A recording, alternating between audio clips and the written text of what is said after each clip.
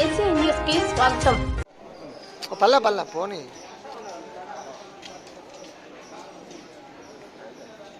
సమాధానం చంద్రబాబుకి చెప్పాల్సి ఉంటుందని చెప్పేసి మేము భావిస్తున్నాం. ఎందుకంటే పార్లమెంట్లో మోడీ గారిని గత 5 ఏళ్లలో ఇద్దరు కలిసి సపోర్ట్ చేశారు.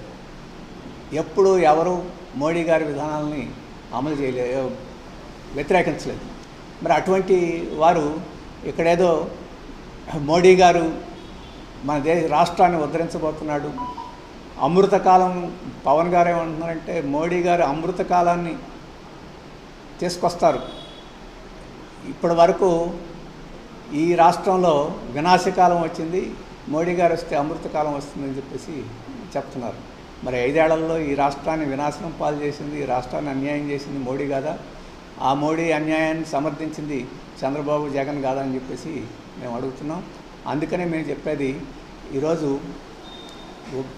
జగన్కి, చంద్రబాబుకి, మోడీకి విధానపరంగా ఆంధ్రప్రదేశ్కి అన్యాయం చేయడంలో ఏ వ్యత్యాసం లేదని చెప్పేసి మేము భావిస్తున్నాం. ఏమైనా సరైన పద్ధతుల కోసం నిలబడింది వామపక్షాలు, కాంగ్రెస్. స్పెషల్ స్టేటస్ని మోడీ ఇవ్వలేదు, ఇవ్వకపోయినా మోడీని ఇద్దరు సమర్థించారు.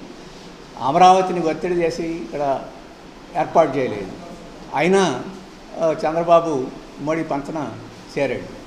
అలాగే మోడీ జగన్ 3 రాజధానులు అని చెప్పేసి ఇక్కడ 3 ముక్కలు ఆటాడుతుంటే నోరెత్తకుండా జగన్ని ఒత్తిడి చేయకుండా మోడీ వ్యవహరించాడు. అటువంటి ముగ్గురు ఈరోజు రాష్ట్రానికి వేరే వరగదీస్తారని చెప్పేసి అనుకోవడం లేదు. ఇప్పుడు పౌరసత్వ సవరణ చట్టాన్ని మోడీ గారు తెచ్చారు. ఆ చట్టం ఆమోదం పొందినప్పుడు ఇద్దరు సపోర్ట్ చేశారు. ఇప్పుడు ఇద్దరు మేము అమలు జరపం అని చెప్పేసి ఇక్కడ చంద్రబాబు గారు చెప్తున్నారు. ఇంతకుముందే మోడీ, అమిత్ షా చెప్పారు, ఇది రాష్ట్రానికి పెత్తనం లేదు, ఇది అమలు జరిపి తీరాల్సిందే అని చెప్పేసి చెప్పారు. మరి రేపు అమలు జరపడానికి వాళ్ళు పూనుకుంటే మేము అమలు జరపం అని ఎదురు తిరుగుతారా? అది స్పష్టం చేయాలి వాళ్ళు. అలాగే విజయసాయిరెడ్డి గారిని సంప్రదించి దాన్ని అమలు జరపాలని చెప్పి అంటున్నాడు. అంటే సిఏఏకి వ్యతిరేకం కాదు విజయసాయిరెడ్డి గారు. అలాగే ఏకాభిప్రాయం సాధించి అమలు జరపాలంటున్నాడు. మరి చట్టమే పాస్ అయిపోయిన తర్వాత ఇంక ఏకాభిప్రాయం సాధించేది ఏంటని చెప్తున్నారు. ఇద్దరు ఆ రకంగా మైనార్టీలు మోసం చేస్తున్నారు. ఈరోజు పౌరసత్వ సవరణ చట్టం విషయంలో పౌరసత్వ సవరణ చట్టాన్ని పూర్తిగా వ్యతిరేకించింది ఇండియా కూటమి పార్టీలు.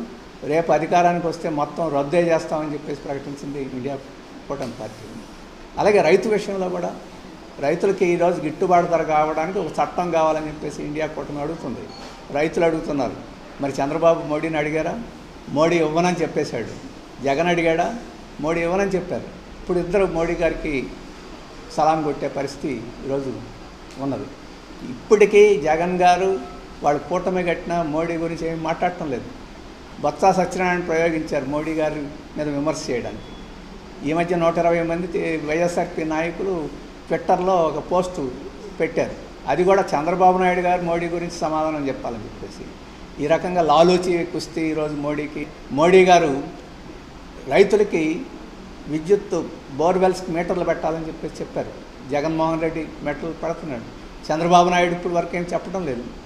విద్యుత్ బిల్లు తెచ్చారు ప్రైవేటీకరణ చేయాలని, ఇద్దరు కలిసి అక్కడ చేతులు ఎత్తారు.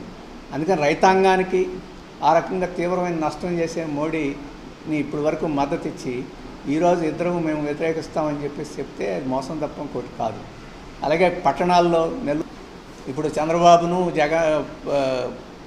అలాగే పవన్ కళ్యాణ్ను ల్యాండ్ గ్రాబింగ్ యాక్ట్ అని చెప్పి అంటున్నారు. మరి ల్యాండ్ గ్రాబింగ్ యాక్ట్ అయినప్పుడు ఈరోజు మోడీ గారు రాష్ట్రాలన్నింటినీ ఇటువంటి చట్టం తీసుకురావాలని చెప్పేసి రోజు ఒత్తిడి చేస్తున్నాడు. మరి రేపు మేము అధికారానికి వస్తే ల్యాండ్ గ్రాబింగ్ యాక్ట్ తెస్తావా లేకపోతే ల్యాండ్ టైటిలింగ్ యాక్ట్ తెస్తావా నేను చెప్పడంలా. ఏం చెప్తున్నారు? ఈ ల్యాండ్ టైటిలింగ్ యాక్ట్ని సక్రమంగా అమలు జరపాలి, సక్రమంగా రూపొందించాలని చెప్తున్నా తప్ప దాన్ని రద్దు చేస్తామని చెప్పడం లేదు. అందుకని ఈ ల్యాండ్ టైటిలింగ్ యాక్ట్కి సంబంధించిన వివరాలు కూడా ఈరోజు బీజేపీ ఒత్తిడితోటి రాష్ట్రాల మీద ఒత్తిడితోటి చేస్తున్నాయి. అనేక రాష్ట్రాలు తిరస్కరించినాయి. ఇక్కడ జగన్ దాన్ని మీద వేసుకొని అమలు జరపడానికి కొనుక్కుంటున్నారు. రేపు తెలుగుదేశం వచ్చినా దాన్ని అమలు తీరుతుంటుంది. అందుకనే ఇటువంటి నాటకాలు మనం క్షణంలో సిపిఎం జిల్లా కార్యదర్శిగా ఉన్న కమరేడ్ రమేష్ ఇక్కడ అర్బన్లో పోటీ చేస్తున్నారు సిపిఎం తరఫున. అలాగే రాజు గారు ఆయన మాజీ ఐఏఎస్ అధికారి, ఇంతకుముందు నెల్లూరు జిల్లా కలెక్టర్గా కూడా చేశారు. ఆయన కాంగ్రెస్ పార్టీ తరఫున ఇండియా కూటమిలో భాగస్వామిగా పార్లమెంట్కి పోటీ చేస్తున్నారు. వీరు పార్లమెంట్కి శాసనసభకి వెళితే ప్రజల తరఫున గొంతు వినిపించేదానికి అవకాశం ఉంటుంది. ఈ పక్షాల విధానాలన్నింటినీ ప్రతిఘటించే అవకాశం ఉంటుందని చెప్పేసి మేము భావిస్తున్నాం. అందుకని ప్రజలు ఆదరించాలని చెప్పేసి ఈ ఇద్దరిని గెలిపించేదానికి ముందుకు రావాలని చెప్పేసి మేము కోరుతున్నాం.